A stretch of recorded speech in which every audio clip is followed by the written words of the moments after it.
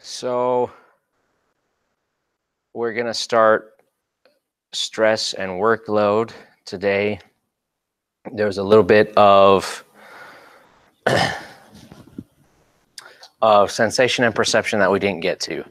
That's okay. So today and tomorrow we'll do stress and workload. On Tuesday, so a week from today, we'll review for the exam. I need to update the schedule. It doesn't show that. It shows that as being the last day, I believe. So we'll review for the exam a week from today, and then we're not going to have class the last Thursday. I know you're disappointed, but you can use that time to study or work on things for your other classes. I know this time of the semester is usually the most hectic and busy for you. It's the same for me. So, and I missed a week of work last week. It was on Monday. I was looking at all the things I needed to do, and I was thinking, wow, it's like I missed a week of work, and I actually did. So anyway, part of it was Las Vegas, and part of it was a training I had to take for research I'm doing. So we've all experienced stress. Yeah.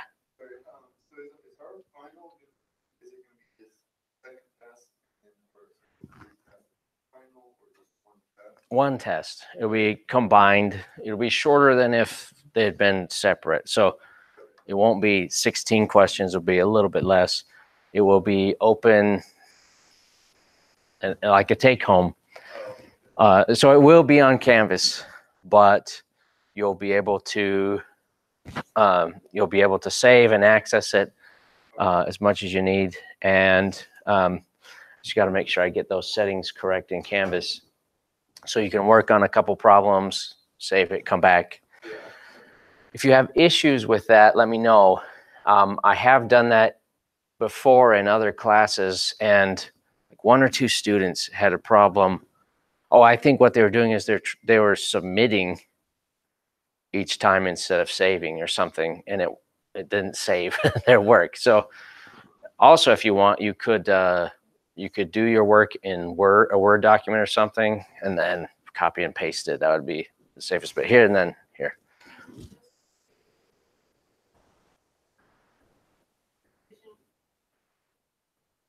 I think I said 2 and 3. That was wrong. So it'll be the material for exams 3 and 4. So mostly sensation perception and this material, but Dr. Fogelman sprinkles stuff from other portions of the course in there. We will review everything that could possibly be on it. So I mean, I don't want to call it comprehensive, but there will be a sprinkling of stuff of other concepts, and I'll make sure you're aware of what those will be. And then, was there a question? Is it Ferris? Did you have a question? No? Oh, okay. All right, any other questions? Cool. I'm curious if anyone has been so stressed that it manifested itself in like a physical form. So I have. I'll share mine, and then if anyone else has, let us know if you don't mind sharing. I've had, I don't know if it was hives necessarily, but like broke out in like a rash because I was so stressed out. Like an acute event. I know my father-in-law, when he got married, he broke out in hives. Like leading up to the wedding, he was like so stressed out about everything that like got hives. And also for me, this was like a pattern especially during my undergrad. Finals week would hit, and like leading up to finals week, it was super stressful. Finals week came, I would take all my exams, and then like the day or a few days or the week after finals, I would get sick. almost every time. And part of that is what we're going to talk about, how stress is there are physical stressors, but there are also psychological stressors. And even psychological stressors can manifest themselves physically and affect our bodies and affect our ability to do work. Does anyone have a story, your own story about stress and the way it manifested itself?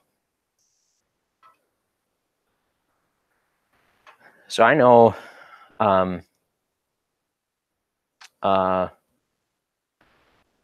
well, we're not going to talk about sleep really in here. Speaking of podcasts, if you want a good podcast about sleep, has anyone heard of Joe Rogan? So I wasn't familiar with him until my brother pointed me to him. But there's, and I don't know much about him. He's a UFC former champion fighter. Let me see if I can get the episode here. So sleep isn't necessarily, I think it's related to stress and our body's ability to cope with stress. But Joe Rogan interviews a neuroscientist, and he has a lot of really interesting things to say about sleep and about dreaming. So if you're curious, it's Joe Rogan 109. 1109. And the neuroscientist is Matt Walker. He must be from the UK or something, or I don't know, Australia. He's got a different accent, but one thing I learned and I sort of experienced is that, well, not in the same way. So Joe Rogan, so he uses explicit language if that, is an issue for you. He's also, he smokes pot and I don't know what else he does, but anyway, he is willingly shares this all the time on his podcast. But they were talking about the effect of drugs on dreams. But really, it was sort of an indirect effect in some ways. When you lose sleep, your body, your brain accumulates a sleep debt, and it's unable to dream. And for some reason, we're not totally sure yet why, dreams are really important for our body's recuperation and repair mechanisms. Again, we don't really know why, but so whether you're doing drugs or last week I was traveling a lot and I lost sleep. For example, to save money, I had a training in California on Tuesday. I went to bed extra early at like 8 and tried to sleep, and I got up at 1 a.m. and drove down to California. That probably wasn't the safest thing to do either. But anyway, that sort of started off a week of not sleeping enough. And by the time I had some good sleep, I had really vivid dreams that I remember and were interesting. I won't share them, but anyway, whether you're losing sleep from drugs or just lots of travel or whatever, your brain will try and catch up, and you'll have more dreams and more vivid dreams when you get some good, deep sleep. But missing sleep could be seen as a type of stressor. So no one has any? You're all too young, or you do a good job of managing your stress.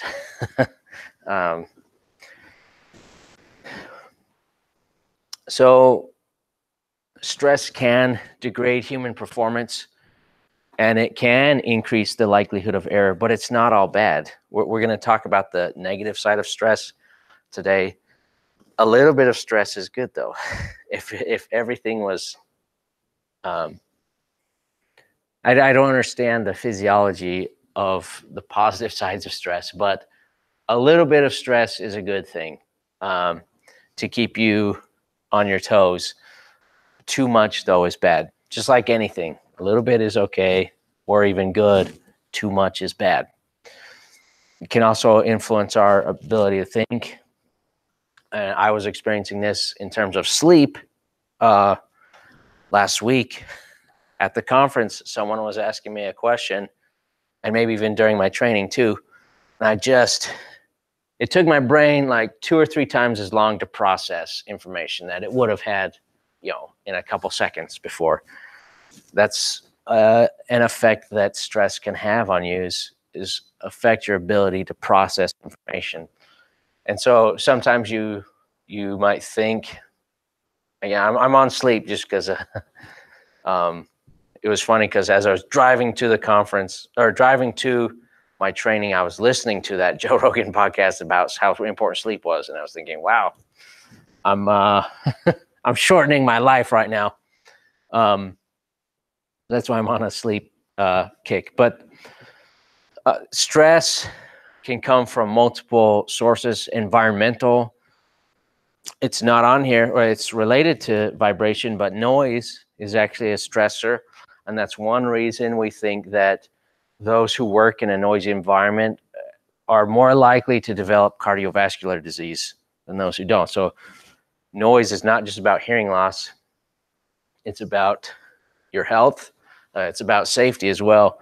Heat. So heat stress is another example. It's one of my pet research topics, but it stresses our body as we absorb heat from the environment and other sources, even our own metabolism, and our body reacts in a different way. It's always trying to manage those stressors, the physical stressors. It does its best to manage those, but it's not always successful. High acceleration. So what industry might this be a problem in? In aviation, right? So if you're, depending on the maneuver you're doing, you might have a lot of G's placed on your body. So it's a high acceleration, but we feel it in forces. So remember, acceleration is a change in velocity or direction. And so as your aircraft is changing velocity or direction, you start to feel G's. Now, maybe someone can help us, because I don't know this information. What's a safe limit of G's that the human body can experience? I don't know.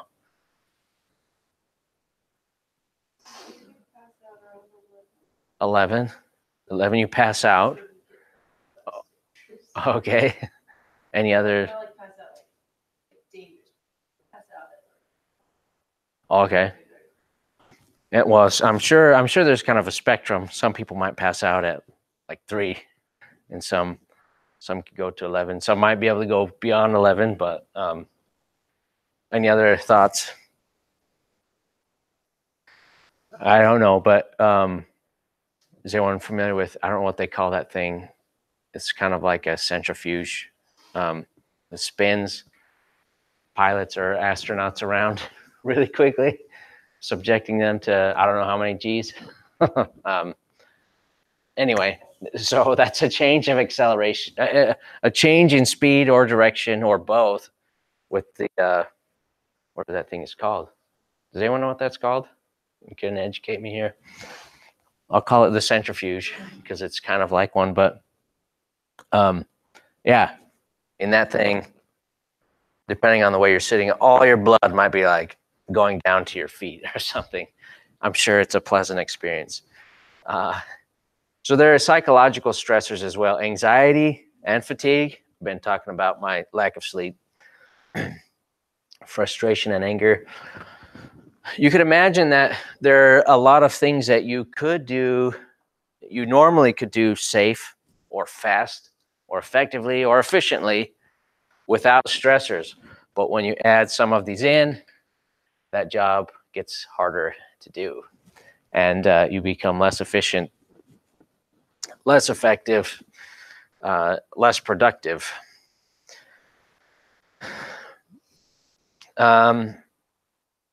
Some of the effects or manifestations are things like heart rate, blood chemistry. And they often can be linked to each other. Not always, though. It could be manifested, like I was saying, in an illness, for example. We're going to talk about the way that stress can lower your body's ability to fight disease. Your immune response may be suppressed if you're under enough stress, which, going back to my pattern of getting sick after finals week, that makes sense. So we have direct and indirect stressors. Direct would be considered environmental. And we've talked about some of the effects. It can also affect your senses or your motor control and strength. Indirect is considered psychological, and it can influence your efficiency. We talked about this in processing information. So at the training I was at last week, I was helping. They asked me to help some of the other people finish a little quiz they were taking, and it was early in the morning, and I didn't sleep enough, as much as I should have, and I had to stare at the question for, again, 2 or 3 times longer than I think I would have if I just had a good night's rest. This is a diagram that shows some of the relationships, not all, but some, involved with psychological and environmental stressors related with its relation to information processing. So you have inputs, for example, information inputs from either your senses. Well, they will all come in through your senses, but you'll do your information processing, and then you have an output. The indirect stressors you see here that they can influence the input, your sensory part, and the actual information processing. Direct stressors may also affect your output and your performance.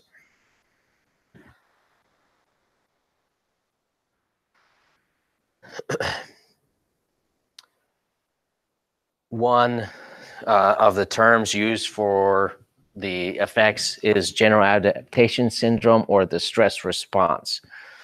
And it's an adaptive response. So why, when we say an adaptive response, what might that mean?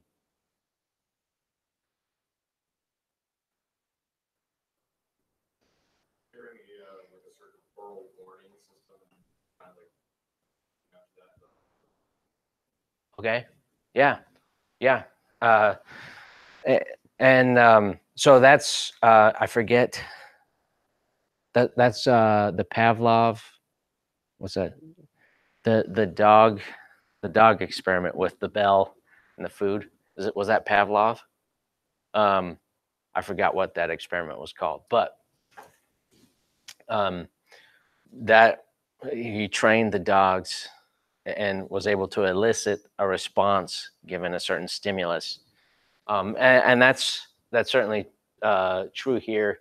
It's a response that we learn. I'm also thinking of even longer term as a species, how we've adapted to survive. And we're going to talk about each of these. But the first one is the fight or flight that I'm sure you've all heard of and may be familiar with. When we first are, we've learned to respond to stress first in these 3 phases, but the first one is this fight or flight phase. Why would it be important to have that sort of a response in terms of survival? I mean, imagine yourself out in the jungle, not here, out in the jungle. Why might fight or flight be a useful thing?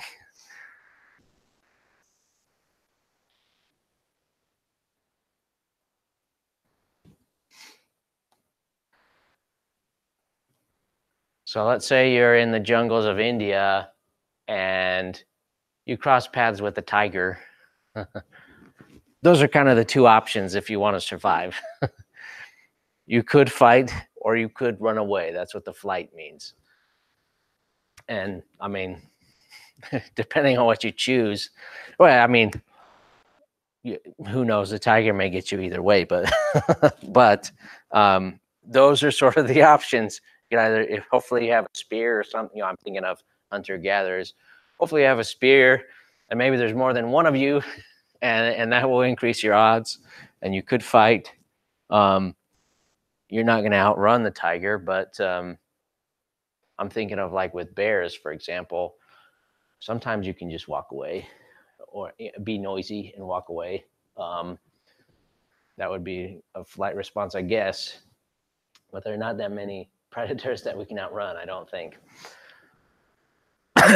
So that's an important adaptation for the human species and our survival in the long term. In our modern society, it's not as helpful. And in fact, maybe it does a little bit more damage than it does good. I don't know. But it can do harm depending on the situation. Now, thinking of hunter-gatherers again, it probably wasn't every day that you crossed paths with the tiger. Otherwise, the species, we probably wouldn't be here. It was every once in a while. And our ancestors probably didn't have environmental stressors that elicited this response as often as we do. I mean, if you go out in the forest, I know, like we've hunted the wolves to extinction around here, and we don't have nearly as many predators to worry about as, say, 300 years ago. But it's pretty calm, right? It's quiet. You don't have tons of stressors. I mean, there's temperature and the environment, but not a lot of stressors that elicit this response of fight or flight. When we get stressed out nowadays with finals and term papers or final projects, it elicits this response, and depending on the intensity of the stress and the duration, you could go through all these phases, and that's not healthy. That's not good. Over time, it starts to wear you down, basically. So in the alarm phase, it could last up to a few hours. Usually it can be very quick, a few seconds, but it could last up to a few hours. This is the general pathway of what's going on. Basically, you're getting an adrenaline rush, and you have increased mental alertness, increased energy use by your cells. So your body's ready, again, to either fight the tiger or run. I mean, if you're in a group, I guess you could all run, and then you only have to run faster than the slowest person, right? Anyway, so you come across the tiger, and you either got to fight it or run. So all your cells are using more energy.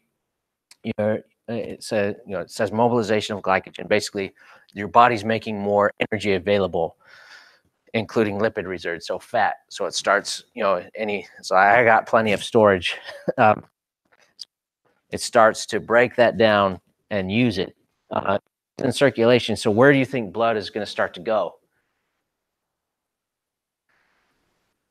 Or where would it go away from in fight or flight? What are you going to need to fight the tiger or run from it? Okay, well, yeah, so your skeletal muscles, right? So, well, I mean, we won't break it down, but that could be all of them. So blood is probably going to go away from your guts and towards your skeletal muscles. Hopefully you didn't just eat a big meal, because when you're done, you'll probably have a stomach cramp. So blood is going to go to skeletal muscle, reduction in digestive activity. So your guts are going to, they're going to pause. They're going to take a break, basically, so that you can survive the next few minutes. Increased sweat gland secretion. You're probably going to generate a bit of heat in your response. And you're going to increase your heart rate, increase your breathing rate. And all of those make sense. If you think about them, if you cross paths with a tiger, what's going to happen to your body so that you hopefully make it through the other side of that experience. The second phase is the resistance phase, and this could last longer. So it's not a few minutes to a few hours. This could last weeks. And it could be due to, give some examples here, starvation, acute illness, that is a stressor on your body. Anxiety is bolded and underlined. I think that's because in our modern world, this one is probably the leading cause of the resistance phase of stress, at least that we experience. Glucocorticoids are the hormone that's produced most in this phase, and it results in energy demands higher than normal. Has anyone ever heard that stress can affect your ability to lose weight? I mean, so that's something I'm always looking at, is trying to lose some weight. And that's what I've heard. And this helps explain some of the reasons or pathways for that. So because you're stressed out, your body is going to want more energy than normal. And that may lead to you eating more than normal. I know that happens to me. Also, those glucocorticoids are anti-inflammatory. So if you do have any healing that needs to be done, which generally you have some, maybe not a lot, but you have some healing that needs to go on, either when you're sleeping. Well, usually it happens when you're sleeping. It could be throughout the day. Did I talk about micro trauma and slamming my hand on the... No? Can't believe I didn't talk about that. So this is related to ergonomics. If I slam my hand on the table one time, it hurts a little bit, it stings. And that's because I've done some damage to the tissues in my hand. If I do that once today and I just keep going throughout my day, my body is going to repair that, no problem. It'll be back to normal at the latest by tomorrow. But if my job is to slam my hand on the table all day for 8 hours, and then I come back the next day and do it again, my body isn't able to catch up, basically, with the damage. It gets behind. So it'll start to repair. Once I'm done and I leave work, it starts to repair, but it's not able to repair all the tissues by the time I come back to work and I start slamming. No one does that, at least I don't think. It's their job.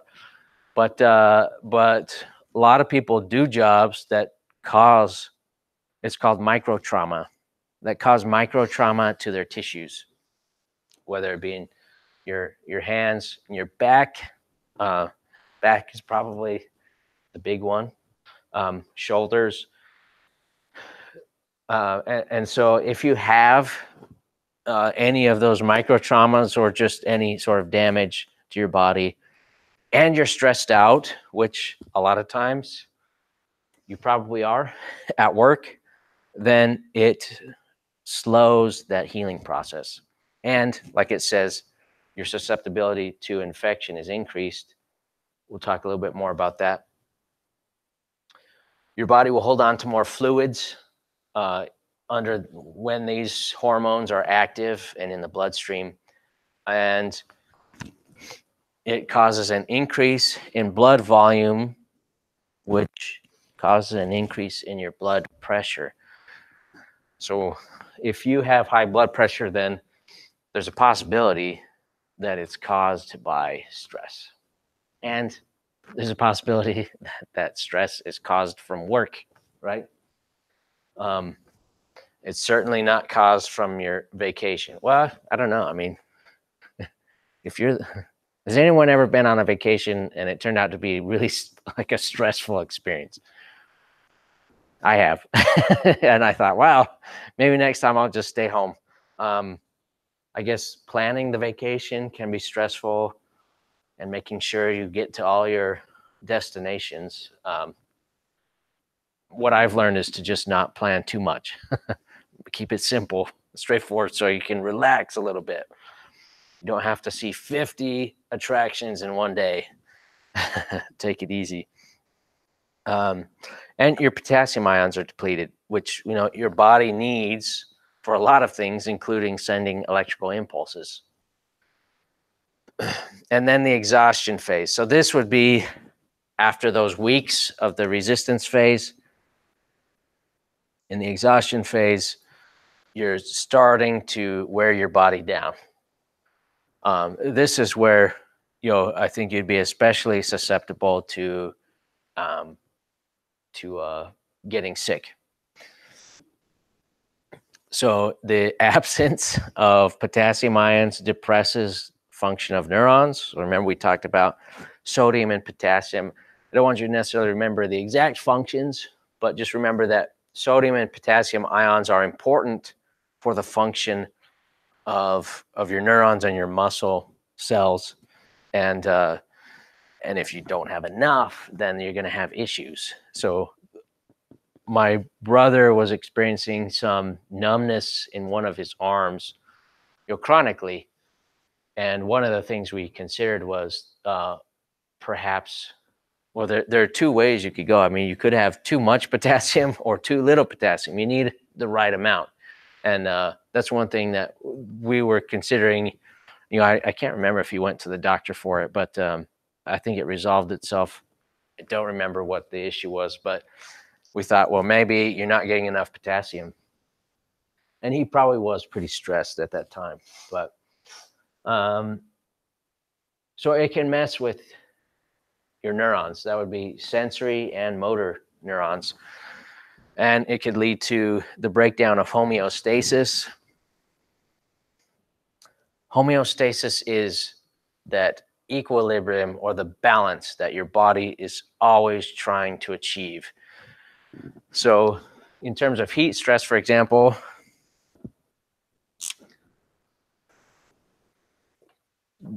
normal body temperature is 98.6 degrees Fahrenheit. I'm more familiar with Celsius because that's what I use for work, but or 37 degrees Celsius. And the recommendations are in terms of work to maintain your core body temperature within plus or minus 1 degree Celsius of 37. So 36 to 38. And I don't remember what that is in Fahrenheit, but it's probably about 97 to 100 degrees Fahrenheit. So in terms of occupational guidelines, that's the recommendation, is keep your core temperature between those two. And in general, I think that's a good idea. But everything the body is doing is trying to maintain a core temperature of this. That's where it's happy. That's where everything works the best. Once you start to get beyond these limits, things don't work as well as they're supposed to. And the body has to work harder to get things back to homeostasis. That's just one example, but there are lots of examples with different processes. There's also phenomenological. It's a fun word to say.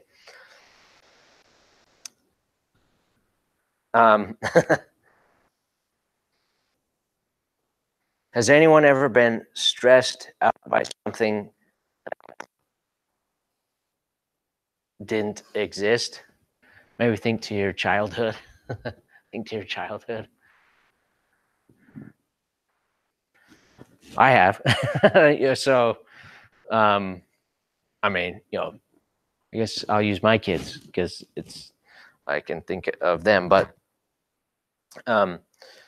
they'll be scared of lots of different things. Monsters is one of them, and I know that at least in physical form, there are no monsters under your bed or in your closet or wherever. In physical form, But as a phenomenon, they do exist, and in their head they do exist, and that causes some stress. So they want to come and sleep in mom and dad's bed, or in our room at least. For the older ones, all but our 2-year-old, now we just say, bring your pillow and your blanket in and sleep on the floor. But for our 2-year-old, he still gets to sleep in the bed, partly because he's probably the only one that would really fit comfortably. My wife and I would be falling out. Actually, I've seen a cartoon. This is a tangent, but I've seen a cartoon of a bed and the two parents sleeping, and then of course, the kid that's sleeping in mom and dad's bed turns like this, turns perpendicular, and the cartoon went like that. They were saying it's hell. It's not that bad, but you don't sleep very good when your kid's head or their feet are in your back. Anyway, I'm not. I talk about the bad things, some of the bad things with parenting. There are lots of good things I don't mention, but it's not all bad. There's also the good sides. So that's one example where it's a perception. Although this example isn't just a perception. Well, I guess I'm thinking of cold water. I guess if it's really cold water, then it's not just your perception. I mean, it's stressful to your body. If it's cold enough, you could go into shock. So don't jump in. Even though when I was 20, 21, I did do a polar bear challenge or whatever.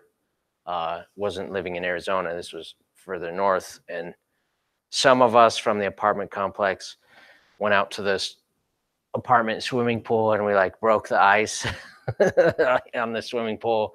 And then we jumped in, and that was all fun, but be careful. Be careful if you do that. Have multiple people around. Don't just do it by yourself. Anyway, so for some people, they may be scared of jumping into deep water, and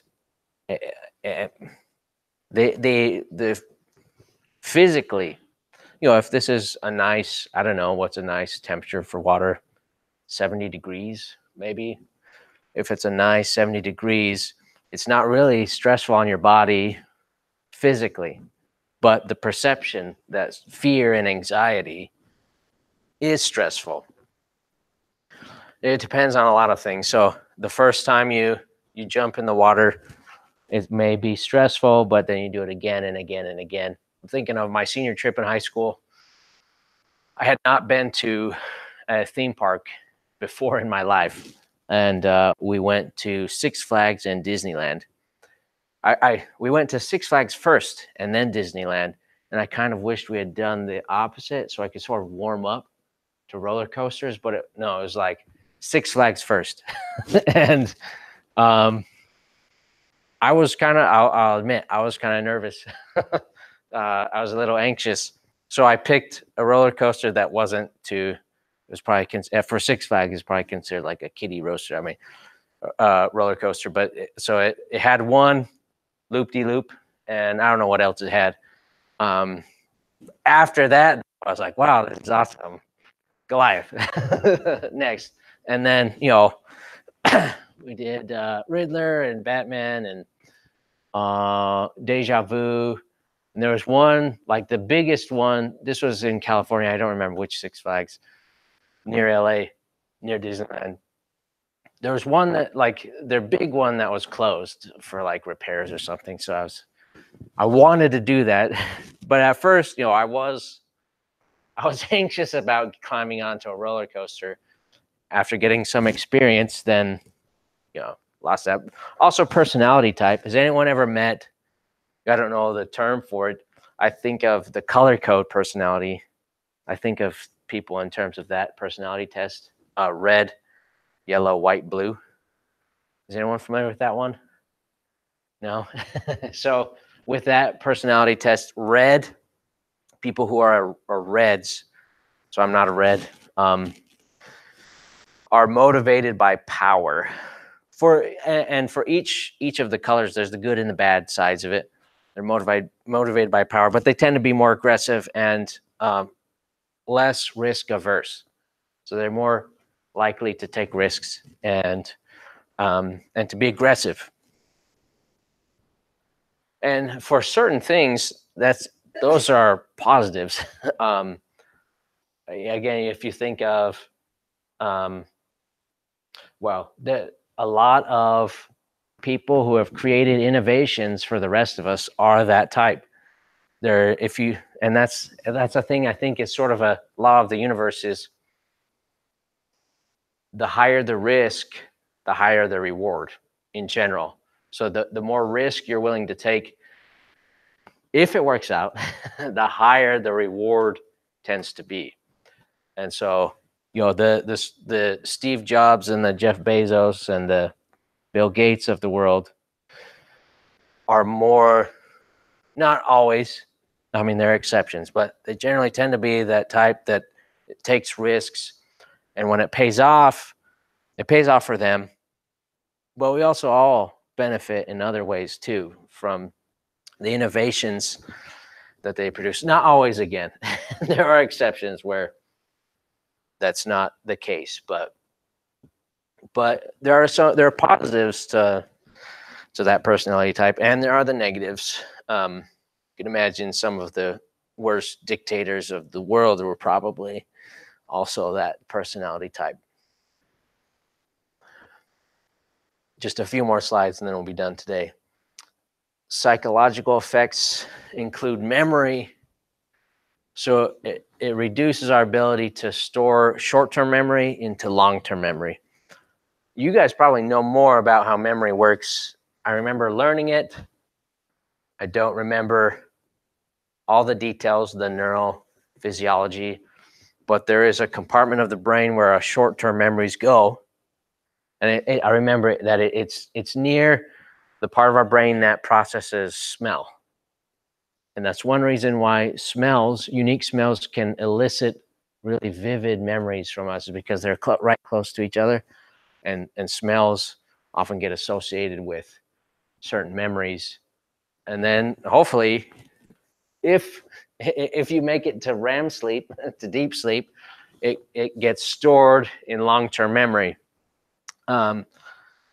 Every time I smell cut grass, I like the smell of cut grass, but maybe it's because I have positive emotions attached to it. But I think of when I was a kid in Mesa, Arizona, and we would help my dad with the yard work, but it was like every Saturday, everyone was out mowing their lawns, and just you smell cut grass everywhere. Does anyone have any smells that for them elicit memory that it's strong? Can't be the only one. Maybe I'm just a nerd because I think about it, but do you have one that you want to share? No? I'm trying to think of others that I have.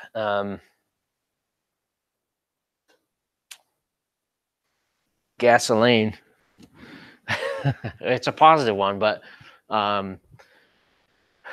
when I was younger, our family went to family reunions at Lake Powell.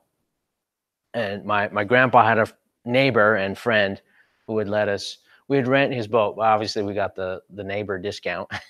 He had a houseboat and a speedboat, and we'd rent them for like a week. And that was our, 2 or 3 times when I was a kid, that was our family reunion.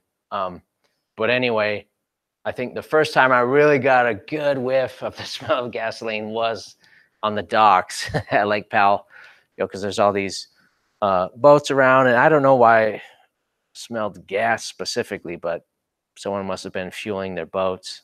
I don't know why it's strong there, but anyway, it was really strong. So when I smell gas, sometimes I think of, Lake Powell. That's also a positive one, I guess, even though smelling gas might not be a good thing. But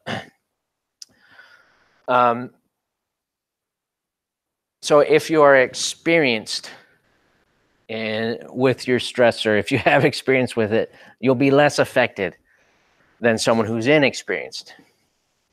You'll have a better capacity to retrieve those long-term memories. And this is an interesting one. Another reason to try and control noise in the workplace. Noise has been shown to have a big effect on tasks that require visualization, meaning you can't remember the diagram or whatever it happens to be, how the controls appear as you're trying to do your job. Those are just a couple of examples.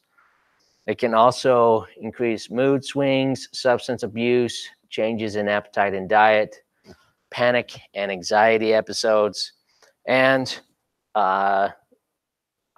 I mean, this one seems obvious to me, but it's increases the chances that you'll develop depression. And that's one interesting thing where I don't know exactly where the line is clinically of being discouraged and then being depressed, but everything's on a spectrum. That's one thing. That's another thing I remember my neuro professor in med school saying. Well, it was a different one actually, but it was in that block. There's a spectrum of any sort of health, mental health included. There's a spectrum where you have like, I don't know, the perfectly mentally healthy person, 100%. I don't even know what that person looks like, and then you have, and I'm using 0 to 100. I don't know what spectrum is right. A line might not even be accurate. It might be multi-dimensional, but clinically, for insurance purposes, doctors had to draw a line somewhere and say, okay, right here, here you're depressed and here you're not, or whatever mental health issue you want to think of. They had to draw a line so that they could somewhat a lot of it is subjective, but somewhat objectively define the categories and say, okay, above here, you're normal, quote unquote. But there really is no such thing. They just had to draw a line because of insurance and billing and classifying things. Anyway, so everyone gets discouraged at some point or another. Well, I say everyone, 99.99% of the population will get discouraged at some point. And maybe even get close to that line, wherever it is, to depression. Again, that's one reason managing stress is important. And sometimes I manage stress by eating ice cream, which is not the best choice. Like having a regular routine of working out and,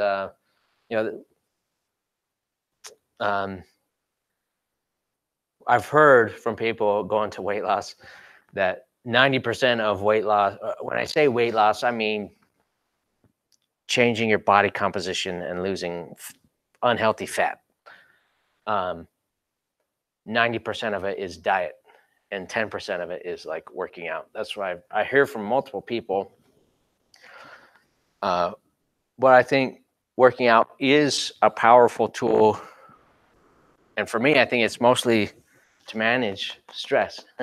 When you work out, at least for me, it relieves stress. It helps me feel better, feel more confident, and I'm less likely to go eat ice cream because I'm not as stressed out. This diagram illustrates the Yerkes-Dodson law. You can see here we have performance on the y-axis with good performance, poor performance, level of arousal, and that's not sexually, but that's, think of it as like alertness. So you have low on this low end and high on the far right.